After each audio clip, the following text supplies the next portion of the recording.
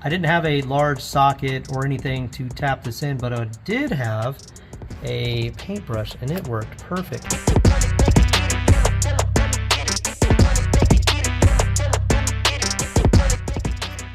So I recently installed this used 456 third member from a 93 4Runner. Got this off of eBay. Significantly cheaper. That's why I went this route. I'm like, I'm gonna roll the dice. You know, hopefully whatever I get will be decent. The, you know, backlash was good. No real play in the actual pinion. It felt tight. But went to do the install and I've been noticing fluid. It's been getting progressively worse. And I'm thinking because of the way everything is kind of wet around the pinion, that, and it's like it's wet all the way up here, where I feel like if it was a seal it would just kind of be like flipping off of the back. Maybe that's just me, but I think the seal on the pinion is failing and or was already failed, and it's just kind of whipping all around here, all into the exhaust, which is getting mostly burned off. A lot of it is getting up in here. That's why it's black there. And of course it's traveling all the way back there. It was covered. The actual housing was just completely covered in oil. And if I'm lucky, I'll still have some fluid in there. But, you know, I went with the 456 based off of just recommendations, you know, from some old forums. Some write-ups. ChatGPT said 456 with a 33-inch tire and the 22RE would do great. And it does better, but it's not as noticeable as I thought it was going to be from the 411 with the 5-speed manual transmission. Don't go to 456, just go to 488, because even in 5th gear, it's still a dog. Can't even really ride in 5th gear. It's better in 4th gear on the highway, but it's still not the greatest. It could be better. Didn't even get a chance to paint it. I figured I could just like spray it once I got it installed. And it's just been covered in oil the whole time that it's been in there. It's been just leaking. And I originally thought, oh, I just must have not sealed it good enough, but looking at the sealant, it's all fairly clean. I don't see any oil coming around it. I think it's just traveling from up here and working its way back. About these lights that I bought from Amazon years ago, but they attract some birds, especially hummingbirds, bees, honeybees. Must be like full spectrum LEDs, but there's a bird stuck in my garage. Come on, birdie. Come on, buddy. Come on. You got it. You can figure it out. Follow the light. There you go. Well, that was a close one.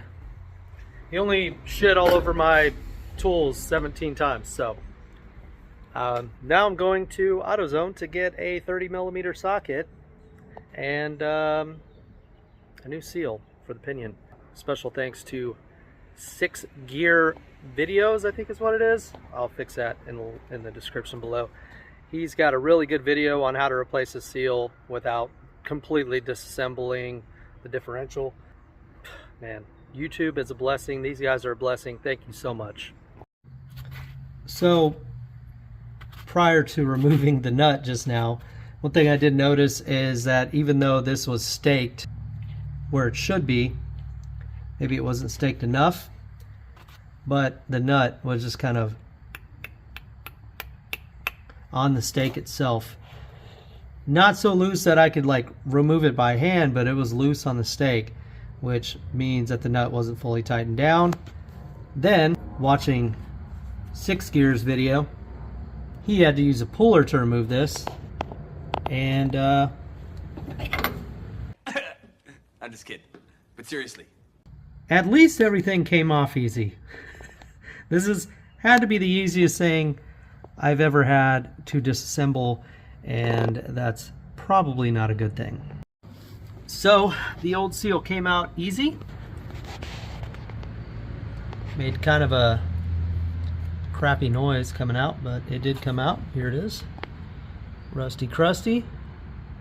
Just used a big overpriced snap-on screwdriver to basically pry it out. Popped right out.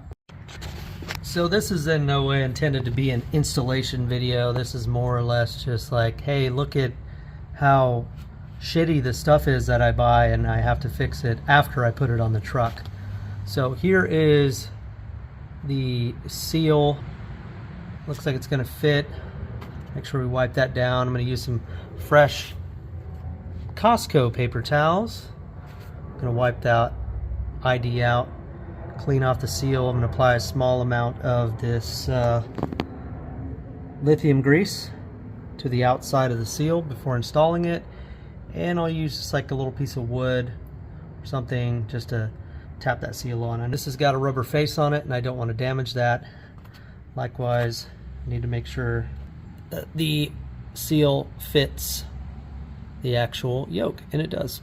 So let's talk a little bit about this type of seal. So this is a reinforced, it's got a actual steel frame to it. It's rubberized, but this is a spring seal.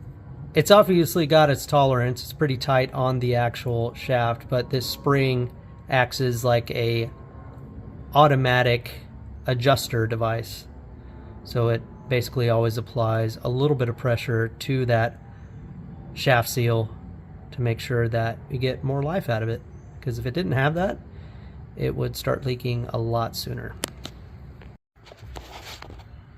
So the seal is in. I didn't have a large socket or anything to tap this in, but I did have a paintbrush and it worked perfect because it's got this little curve and you just tap it right in here. Just do that all the way around, make sure everything's going in even. You know, backyard mechanics, baby. True Power rechargeable spot sprayer. Basically you just unscrew the lid, pour in about maybe 2/3 worth of liquid, and then you just charge it up with your air compressor. It's got different tips, so like a straight spray or like a spray paint spray. I wouldn't recommend it for spray paint, but it does work good for everything else. They make bigger ones, obviously, that are a little bit better. The red can ones with like the bigger trigger handles and stuff, but these are nice if you're in a pinch. But I think this is like 20 or 30 bucks on Amazon. Check it out.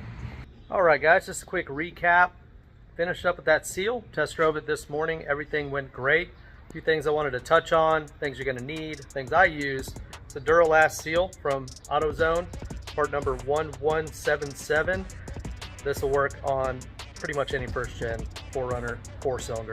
30mm socket, you're gonna need that. You're gonna need a big screwdriver. And if you're just replacing the seal on an existing unit and you're not planning on doing a rebuild or replacing the crush spacer, you are going to just torque it to 90 foot-pounds. If you go anything beyond that, you run the risk of just over torquing the actual nut and impacting the actual preload of the bearing. So don't do that.